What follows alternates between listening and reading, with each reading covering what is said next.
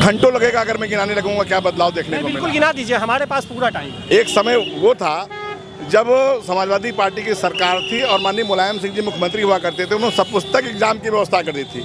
उसमें उस दौर ऐसे छात्र निकल कर आए, पास हो गए, सर्टिफिकेट और डिग्री पा गए, जो चपरासी बनने की योग्यता नहीं रखते हैं। योगी आदित्यनाथ जी तीसरी बार उत्तर प्रदेश के मुख्यमंत्री बनेंगे, इसमें कहीं कोई संदेह नहीं। मुझे जो सुरक्षा का भाव मिला है ये मेरे लिए अतुलनीय है, इसकी कोई कीमत नहीं दे सकता है, इसकी कोई कल्पना नहीं कर सकता था कि हम सुरक्षित वातावरण में अपना रोजगार करें, अपना व्यापार करें। हम जॉब सीकर नहीं हैं, हम जॉब क्रिएटर हैं। किसने सोचा था इतने छोटे जनपद में आईटी हब बनेगा। एससीआर लागू हो रहा है, आपके इस जनपद का जो विकास होगा, जो आपको सुविधाएं मिलेंगी, जो पर्क्स बढ़ेंगे लोगों के, वो आप सोच नहीं सकते हैं। पर जब आदमी व्यक्ति के लिए सोचता है, जब व्यक्ति देश के लिए सोचता है, तब इस तरह का विकास होता है जो मोदी जी के राज में हो रहा है, जो माननीय हमारे योगी आदित्यनाथ जी के राज में हो रहा है। इस वक्त हम मौजूद हैं बाराबंकी में, और बाराबंकी में जिस तरीके से अगर बात की जाए, माहौल चुनाव का काफ़ी गरमाया हुआ है। बाराबंकी में नहीं, पूरे उत्तर प्रदेश में अगर बात की जाए तो ये पटेल चौराहा है। कैमरामैन से कहेंगे दिखाने की कोशिश करें, ये पटेल चौराहा है। इस पे जो है आज काफ़ी भीड़ हमको दिखाई पड़ी। लोगों से बात करने की कोशिश करते हैं कि आखिर जो है 27 का चुनाव काफ़ी नज़दीक है, क्या लग रहा है, क्या कुछ रहने वाला है 27 के चुनाव में।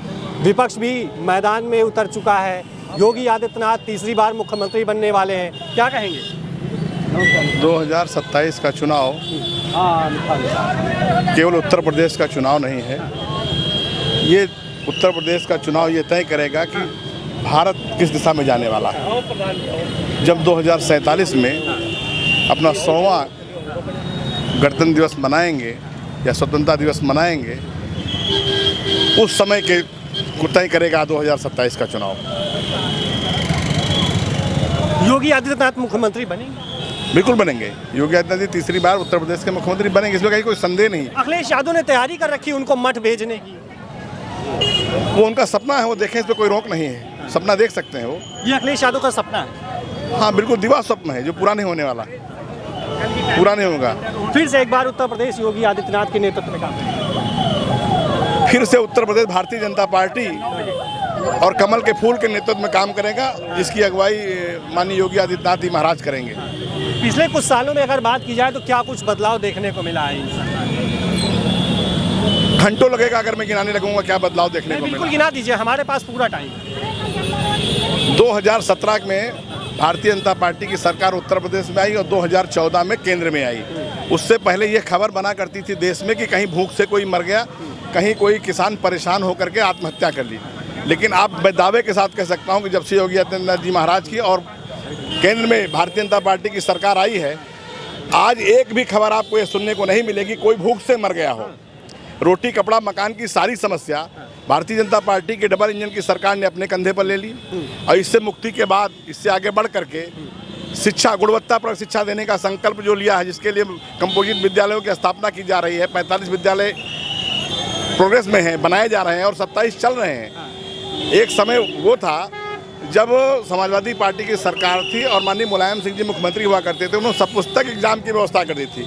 उसमें उस दौर ऐसे छात्र निकल कर आए, पास हो गए, सर्टिफिकेट और डिग्री पा गए, जो चपरासी बनने की योग्यता नहीं रखते हैं। मतलब फर्जी डिग्री थी, फर्जी डिग्रियां थी। इसी वजह से बेरोजगारी ज़्यादा, उस समय के निकले हुए लोगों में बेरोजगारी ज़्यादा है। और आज के बच्चे जब निकल रहे हैं तो उनको दुनिया बड़े बड़े पैकेज पर ऑफर कर रही है कि आइए हमारे यहाँ। आज दुनिया की जितनी बड़ी कंपनियां हैं, उन सबके बड़े अफसर सीईओ जो है वो तो भारत से गए हुए हैं। क्या बदलाव दिखा है इस सरकार में? अगर बात की जाए तो बाराबंकी में क्या बदलाव दिखा है, क्या वर्क हुआ है, क्या काम हुआ है इस सरकार ने, क्या किया? बाराबंकी में आप दरियाबाद चले जाइए, आप कुर्सी चले जाइए, आप रामनगर में चले जाइए, गड्ढा मुक्त सड़कें हैं, अच्छी व्यवस्था है, कानून व्यवस्था अच्छी है। उत्तर प्रदेश सरकार ने जो कानून की व्यवस्था का मानदंड स्थापित किया है कि आज कितना भी व्यक्ति पैसे वाला हो, धनाढ्य हो, कमज़ोर हो, किसी पर कोई अपना धौर नहीं दिखा सकता। न पैसे वाले से उगाही हो सकती है, न किसी गरीब की भूमि पर, मकान पर, दुकान पर कब्जा हो सकता है। ये सुरक्षा का वातावरण देने का काम भारतीय जनता पार्टी की योगी आदित्यनाथ जी महाराज की सरकार ने किया। आपको क्या अच्छा लगता है बाराबंकी में अगर बात की जाए तो इस सरकार के द्वारा कौन सा काम सबसे अच्छा लगता है? देखिए, मैं बाराबंकी की बात में मैं समग्र उत्तर प्रदेश की बात करता हूँ और मुझे सबसे अच्छा लगता है कि मैं किसी भी श्रेणी में नहीं आता हूँ। मुझे किसी प्रकार के सरकारी अनुदान की आवश्यकता नहीं पड़ती है। लेकिन मुझे जो सुरक्षा का भाव मिला है ये मेरे लिए अतुलनीय है। इसकी कोई कीमत नहीं दे सकता है, इसकी कोई कल्पना नहीं कर सकता था कि हम सुरक्षित वातावरण में अपना रोजगार करें, अपना व्यापार करें। हम जॉब सीकर नहीं हैं, हम जॉब क्रिएटर हैं। हम सैकड़ों लोगों को रोजगार दिए हैं, उनके घर की रोजी रोटी चला रहे हैं, वो लोग हमारे पास काम कर रहे हैं। हम जॉब सीकर की श्रेणी में नहीं हैं, हम जॉब क्रिएटर हैं। और ये वातावरण भारतीय जनता पार्टी की सरकार आने के बाद बना है। इस सरकार के आने के बाद रोजगार के अवसर बढ़े, बहुत बढ़े हैं। रोजगार के अवसर, ईज ऑफ डूइंग हुआ है, बिजनेस के लाइसेंसिंग प्रणाली आसान हुई है, कई बार सेरेमोनियल ब्रेकिंग हुई है। बाराबंकी में ही कई एक फैक्ट्रियाँ, बिस्किट की फैक्ट्री बनी, ब्रिटानिया की बनी, वरुण बेवरेज की बनी, और पानी की उसकी क्या नाम, कोका कोला की फैक्ट्री लगी। तमाम फैक्ट्रियाँ लगी जिनमें हजारों लोगों को रोजगार मिला। और बहुत जल्दी IT सिटी आने जा रहा है बाराबंकी में।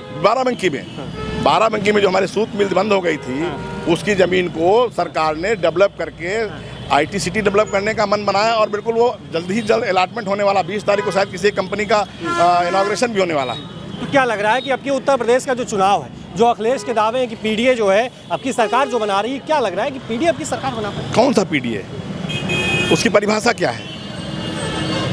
कभी वो पिछड़ा दलित अगला हो जाता है, कभी पिछड़ा दलित अकलियत हो जाता है, कभी पंडित दलित अकलियत हो जाता है। कौन सी परिभाषा PDA की है? पहले कोई परिभाषा नहीं है, परिभाषाहीन है, विचारहीन है PDA। पहले तो तय करें कि PDA है क्या, PDA की एक्चुअल परिभाषा है क्या, पहले तो उन्हें ये तय कर लेना चाहिए। फिर उसको ठीक से डिफाइन करना चाहिए। हम लोग जाने तो PDA क्या है, तब न बताएं कि PDA क्या करेगा। PDA की परिभाषा ही नहीं बता पा रहे। ना रोज बदल रहे हैं। कभी था पिछड़ा दलित अकलियत, मतलब पिछड़ा दलित और अल्पसंख्यक, फिर हो गया पंडित दलित अल्पसंख्यक, फिर हो गया पंडित दलित अगड़ा, फिर हो गया पिछड़ा दलित अगड़ा। कौन सी परिभाषा इसमें सही? अखिलेश की कौन सी परिभाषा है? पहले वो ये डिसाइड करें उनकी PDA की परिभाषा क्या है, तब उसके पैरामीटर पर चेक किया जाए कि इनका PDA कितना सफल होगा, कितना असफल होगा, कितना जमीनी धरातल पर वो एग्जिस्ट कर रहा है। PDA में पंडित भी आ गए हैं, अभी हाल ही में 51,000 ब्राह्मण। इसीलिए तो मैं कह रहा हूँ PDA में पहले पिछड़ा दलित अकलियत मतलब अल्पसंख्यक, फिर आया पंडित दलित अल्पसंख्यक, फिर आया पंडित दलित अगड़ा। ये पता ही नहीं चल पा रहा है कि PDA क्या है। ये PDA की कुछ नहीं है। PDA मतलब कुछ नहीं। PDA वही जो 24 सीटें जो बढ़ाई थी। PDA मतलब भरमजाल, लोगों को गुमराह करने का काम। अब जनता पढ़ी लिखी, किताब लेके एग्जाम नहीं दिया उसने। अब योगी की सरकार में पढ़ लिख कर पास हो रहे हैं, वो सब समझ रहे हैं। पहले पढ़ते नहीं थे क्या ये लोग? यार पढ़ते होते तो किताब लेके एग्जाम देने की क्या जरूरत थी, और कौन बेकार रहते। कौन किताब लेके एग्जाम देता था? अरे अखिलेश जी की सरकार में सभी छात्र देते थे एग्जाम, और कौन देता था? मैं तो वैसे किताब वाला नहीं रहा, लेकिन मेरे बाद के जो बच्चे आए वो किताब लेके इम्तिहान दिए। इसीलिए इतनी ज्यादा बेरोजगारी हो गई। आज 9 लाख नौकरियां 9 साल में उत्तर प्रदेश में हुई। आपने सुना? बहुत कम लोगों को पता चला, वो कहते नौकरियां नहीं मिली। 9 साल में 9 लाख? जी हाँ। नौकरियां क्यों नहीं पता चली? क्योंकि इनके समय में अगर 500 नौकरी मिलती थी तो 50 सेंटर पर बिकती थी। दलाल बेचते थे, पान की दुकान वाला बेचता था, चाय की गुमटी वाला बेचता था, जो दलाली करते थे वो बेचते थे, चट्टी चौराहे पर बैठने वाले लोग बेचते। लगता था 50 500 नहीं 500 लाख नौकरियां निकल आई हैं। जब चारों ओर कोई चीज बिकेगी, मंडी में चारों ओर आवाज आएगी। आप लोग पता नहीं कहाँ से विकास के दावे करते हैं। उत्तर प्रदेश कह रहे हैं कि रोडों पे इतने गड्ढे हैं। उत्तर प्रदेश में 12 जिले में 8 से 10 लाख PCS, 8 से 10 बच्चे PCS में सिलेक्ट हुए हैं। कहीं कोई चर्चा नहीं है। चर्चा इसलिए PDA में उत्तर प्रदेश के बाराबंकी जनपद में UP PCS में 8 से 10 बच्चे सिलेक्ट हुए हैं। UPSC को 3 बच्चों ने क्रैक किया है, लेकिन कहीं बिकती हुई नौकरी नजर नहीं आई। बच्चे सिलेक्ट हुए, उन्होंने पढ़ाई की और सिलेक्ट हो गए। जब पैसा नहीं दिया तो उसकी चर्चा नहीं हुई। अगर 10 लोग होते तो ये 1000 लोगों के दुकान पर बिकी। अच्छा मान लीजिए, चलिए आपने इतना अच्छा बताया, अगर ये अखिलेश यादव की सरकार होती यहाँ पर, आपने जो PCS का बताया, जो रिजल्ट आया, तब क्या होता? तो बिक गई होती। जिसके पास पैसा होता वो खरीद लेता। पढ़ने वाले लोग घर में बैठते, पैसा देने वाले लोग उनके सरकार में ये सब बिकते थे। अरे खूब, बहुत बड़ी तादाद में, बड़े आराम से बिकते थे, बहुत बड़ी संख्या में। तभी तो पता है, जब कोई माल बिकता है तभी तो आवाज आती है कि भाई बिक रहा बिक रहा बिक रहा बिक रहा। और जब बिक मेरिट पर है तो मेरिट पर तो 1 ही 2 लोग होंगे ना, वो पा जाएंगे। कह रहे पेपर लीक सरकार करवा रही है, जवाबदेही नहीं है, धर्मेंद्र प्रधान का इस्तीफा हो गया। पेपर लीक ये लोग कराते थे, और चूंकि यही कराते थे इसलिए वो बात निकल कर नहीं आती थी। पेपर लीक सरकार नहीं करा रही है। अगर लीक हो जा रहा है तो उसको तत्काल अपने शिकंजे में कसती, उस पर जांच बिठाती, लोगों को दंडित करती, तब आप लोग जान पा रहे हैं। अगर थाने में FIR न लिखी जाए तो क्या अपराध कम हो जाएगा? भाजपा की सरकार आई तो अचानक ग्राफ बढ़ा। लोगों ने कहा भाजपा की सरकार में अपराध बढ़ गए। ना, भाजपा की सरकार में अपराध अंकित किए जाने लगे, इसलिए आपको बढ़ता होना चाहिए। उनके में तो अंकित ही नहीं होते थे। जब अगर थाने में अपराध नहीं लिखा जाएगा तो अपराध तो कागज पर अपने आप कम हो जाएगा। हम जांच कर रहे हैं, पर्चा लीक हो रहा तो हम पकड़ रहे हैं, बेईमानी को रोक रहे हैं, इसलिए लोगों को दिखाई पड़ रहा। वो पर्चा वो खुद ही लीक कराते थे तो काहे के लिए कोई जानेगा, काहे जानेगा? खुद लीक करवाते थे, खुद अरे भाई वो अगर वो लीक नहीं कराते तो बेचते कैसे? पैसा लेके अगर किसी को सेलेक्ट कराना है तो पर्चा तो लीक कराएंगे ही ना, और पर्चा लीक कराएंगे उसको गोपनीय रखेंगे तभी तो बिक पाएगा, तभी तो उनके लोग खरीदेंगे। इसलिए उन लोगों को नहीं पता पड़ता। बिल्कुल आएंगे। चाचा जी कह रहे हैं पेपर समाजवादी पार्टी लीक करवा रही थी। सही कह रहे हैं, इसमें कोई गलत बात नहीं है। ये पूर्व में युवाओं के साथ समाजवादी पार्टी, राहुल गांधी विपक्ष जो है जंतर मंतर पे खड़ा है, आप कह रहे हैं कि जो है, पर वो जंतर मंतर पे सिर्फ अपनी पॉलिटिकल रोटियां सेकने के लिए खड़े हैं। अगर उनको युवाओं की इतनी चिंता होती तो वो झारखंड जाते ना। झारखंड कोई विदेश में तो है नहीं, झारखंड हमारे देश ही में तो है। क्यों झारखंड नहीं गए? पंजाब में हुआ, जिस तरीके से लाठी चार्ज हुआ है हम सब ने देखा है, महिलाओं के ऊपर लाठी चार्ज हुआ है, इसके तो वहाँ पे इनको नहीं दर्द हो रहा है क्योंकि वहाँ पे इनके स्पॉन्सर नहीं थे। जिस तरीके से जंतर मंतर में खाना चल रहा था, लोग विदेशों से फंडिंग हो रही थी, क्यों नहीं झारखंड में कोई दे रहा है? झारखंड में फंडिंग हो रही है, बिल्कुल हो रही थी जंतर मंतर से। झारखंड में वहाँ पे मंदिर खाना बांट रहा है, अच्छे लोग। वहाँ पे स्टूडेंट्स ने लगाया है कि हमारे धरने में कोई भी अपशब्द का उपयोग नहीं करेगा, कोई भी ऐसा गैर कानूनी काम नहीं करेगा। देखिए शांतिपूर्वक वहाँ चल रहा है, उसके बावजूद वहाँ पे लाठीचार्ज हुआ है और महिलाओं को जिस प्रकार से मारा गया है पुलिस के द्वारा झारखंड की। मजाल है कि कांग्रेस पार्टी ने कोई एक शब्द उस पर बोला है, मजाल है समाजवादी पार्टी ने उस पर कोई एक शब्द बोला। इससे उनका दोहरा चरित्र पता चलता है कि जहाँ पे उनकी रोटियाँ सिक रही हैं, जहाँ से उनको फ़ायदा है, वहाँ तो वो खड़े हो रहे हैं, या तो इनडायरेक्टली वो कहीं ना कहीं उसमें इन्वॉल्व थे, उस प्लानिंग में थे। पर जहाँ से उनका कोई लेना देना नहीं है, जहाँ उनकी अपनी सरकार है, वहाँ के बच्चे उनके लिए बच्चे नहीं हैं। वो युवा उनके लिए युवा नहीं है। भाई अगर होते तो जाते ना। कितनी दूर है झारखंड जाना? अगर लंदन जा सकते हैं, बैंकॉक जा सकते हैं, पताया जा सकते हैं, दुबई जा सकते हैं, अमेरिका जा सकते हैं, इटली जा सकते हैं, तो झारखंड क्यों नहीं जा सकते? हमारे ही देश का तो वो एक छोटा प्रदेश है, क्यों नहीं गए? साफ साफ उनकी मंशा से हमें पता चल जाता है कि वो किसी भी तरीके से देश के साथ नहीं हैं, वो उन गद्दारों के साथ हैं जिन्होंने जंतर मंतर पे जो भी कार्य किया है वो उसके साथ। जंतर मंतर पे जो युवा थे वो गद्दार बिल्कुल थे। आप बताइए, आप अमेरिका में रह रहे हो और आपने एक पार्टी बनाई और चले आए संविधान लेकर के, और एक इकलौता आदमी, कितने आदमी थे वहाँ? इससे ये पता। और क्यों ये सब आप मुझे बताइए, दुबई से फंडिंग क्यों हो रही थी? बांग्लादेश से फंडिंग क्यों हो रही थी? खाना क्यों बढ़ रहा था? क्या इंटरेस्ट था दुबई में लोगों में रहने वाले में, बांग्लादेश पाकिस्तान के? वो हमारे देश की ग्रोथ से चिढ़ रहे हैं। जिस तरीके से हमारे प्रधानमंत्री नरेंद्र मोदी जी के छत्र छाया में इन सालों में जो भी हमारे देश ने विकास किया है, वो उसके बारे में हमारे चेहरे से हमारे आप पता कर सकते हैं कि हमें अपने प्रधानमंत्री नरेंद्र मोदी पे कितना गर्व है कि क्या था 2014 से पहले और आज क्या है। क्या था 2014 से पहले, क्या था और वर्तमान में क्या? बुलेट ट्रेनें दौड़ रही हैं, हवाई जहाज बन रहे हैं, एम्स कितने खुल गए हैं, आपके हर जनपद में मेडिकल कॉलेज खुलने वाला है, मतलब कई जगह खुल गए हैं, और जहां नहीं खुले हैं वहां जल्द ही मेडिकल कॉलेज हो रहा है। क्या किसी ने सपने में सोचा था 1 डिस्ट्रिक्ट 1 मेडिकल कॉलेज? किसी ने सोचा था? नहीं सोचा था। जिले में मेडिकल कॉलेज बिल्कुल। आप देखिए, अभी बहराइच खुला है, गोंडा खुला है, अभी जहां जहां रह गया है वो फेज बाय फेज। भाई आप भी एक घर चलाते हो, एक बजट बनाते हो, एक ही बार में तो आप सारा काम नहीं करते हो ना, तो बजट बनाए। अब उन्होंने बहराइच को इसलिए पहले दिया क्योंकि वो एक ऐसा बॉर्डर का प्लेस था जहां पे बड़ी समस्याएं थी। बाराबंकी वालों को उन्होंने इसलिए कहा कि सेकंड फेज में कर देंगे क्योंकि लखनऊ करीब में है, हम पीजीआई भी जा सकते हैं, हम मेडिकल कॉलेज भी और हमारे पास है, और ट्रामा सेंटर है यहाँ पे। इस सरकार को जनता वोट क्यों दे? इस सरकार में विपक्ष कह रहा है कि जनता को, किसानों को। आप एक चीज बता दो, इस बार जो सिलेक्शन हुए हैं, चाहे वो पीसीएस के हुए हों, चाहे नायब तहसीलदार के हुए हों, आप देखिएगा गरीब घर का बच्चा सेलेक्ट हुआ है उसमें। पर पहले के जितने भी आप तो पत्रकार हैं, आप तो जिस तरह आज मेरा इंटरव्यू कर रहे हैं, पता नहीं कितने सालों से विपक्ष पार्टी का भी कर रहे होंगे जब वो सत्ता में होंगे। हम सब करते हैं। सुन, तो सत्ता में रहे होंगे तो आपको नहीं दिख रहा था एक पर्टिकुलर जात के ही लोग सब सेलेक्ट हो रहे थे? गरीब आदमी कोई सेलेक्ट नहीं हो। आप आज भी उनका बैकग्राउंड पता कर लेंगे तो किसी के पास 1000 बीघा खेती की, क्यों नहीं वो 1 बीघे वाला। पर आप इस रूल में, जब से भारतीय जनता पार्टी की सरकार बनी है, चाहे वो उत्तर प्रदेश में हो, चाहे केंद्र में हो, चाहे किसी भी प्रदेश में हो, वहाँ पे जो सिलेक्शंस हुए हैं वो एक आम घर के एक गरीब बच्चे के हुए जो डिजर्व करता था, जो पढ़ता था, उसका एडमिशन हुआ है। इससे आप पता कर सकते हैं। हाथ कंगन को आरसी क्या, पढ़े लिखे को फारसी क्या, आप जाकर के खुद देख लीजिए, आपको पता चल जाएगा कि किस तरीके से गरीब के बच्चे। अभी जैसे हमारे MLC साहब ने बताया कि हमारे जनपद के 8 बच्चे PCS में सेलेक्ट हुए हैं। आप बता दीजिए इससे पहले कितने बाराबंकी में सेलेक्ट हुए थे और क्यों नहीं होता? क्या उस समय पोटेंशियल कम था?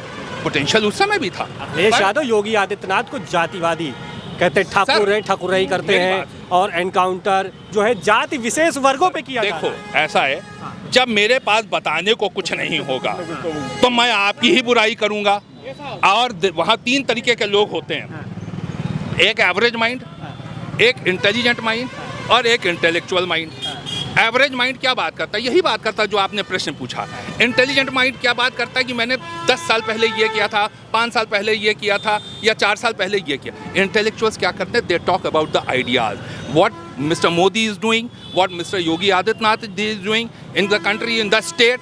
आप डेवलपमेंट, अब जैसे बताया IT हब बन रहा है, किसने सोचा था इतने छोटे जनपद में IT हब बनेगा? SCR लागू हो रहा है, आपके इस जनपद का जो विकास होगा, जो आपको सुविधाएं मिलेंगी, जो पर्क्स बढ़ेंगे लोगों के, वो आप सोच नहीं सकते हैं कि किसी और की सरकार में क्यों नहीं हुआ, किसी अन्य सरकारों में ये सारे डेवलपमेंट क्यों नहीं हुए जो आज हमारी सरकारों में हो रहे हैं। तो इसलिए लोग दीवाने हैं, फैन हैं। पहले क्यों नहीं हो पाता था? जिस तरीके से स्पीड है जो आप कह रहे हैं, जिस हिसाब से बता रहे हैं, पहले क्यों नहीं हो पाता था? सर देखिए, एक तो इन्होंने बताया इच्छा शक्ति नहीं थी, दूसरा जब आदमी परिवारवाद में पड़ जाएगा ना, तो उसको अपने परिवार से आगे कुछ सोचने का वो रहता ही नहीं है।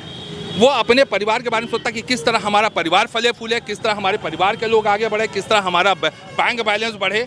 पर जब आदमी व्यक्ति के लिए सोचता है, जब व्यक्ति देश के लिए सोचता है, तब इस तरह का विकास होता है जो मोदी जी के राज में हो रहा है, जो माननीय हमारे योगी आदित्यनाथ जी के राज में हो रहा है। लॉ एंड ऑर्डर क्या आप बहुत आराम की बात समझते हैं?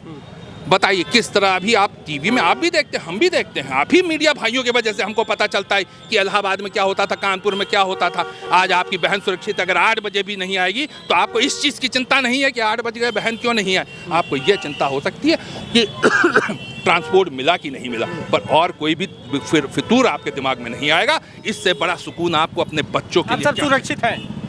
बिल्कुल सुरक्षित है, बिल्कुल सुरक्षित हैं, डिसिप्लिन हैं। और जिस तरीके से हमारे देश का नौजवान इंटरनेट का इस्तेमाल कर रहा है, वो अपडेट हो रहा है। आज गांव का लड़का भी चैट GPT यूज़ करता है, हम भी चैट GPT, हमारा बच्चा भी यूज़ करता है। तो इससे बड़ी आपको क्या चाहिए? पहले गांव के आदमियों को मोबाइल चलाना नहीं आता था, आज वो मोबाइल भी चला रहे, कंप्यूटर भी चला रहे हैं। और आज गांव-गांव में आपका जो है जनसेवा केंद्र खुला है, तो ये गाँव के ही तो बच्चे कर रहे हैं, शहर से तो कोई गाँव गया नहीं खोलने।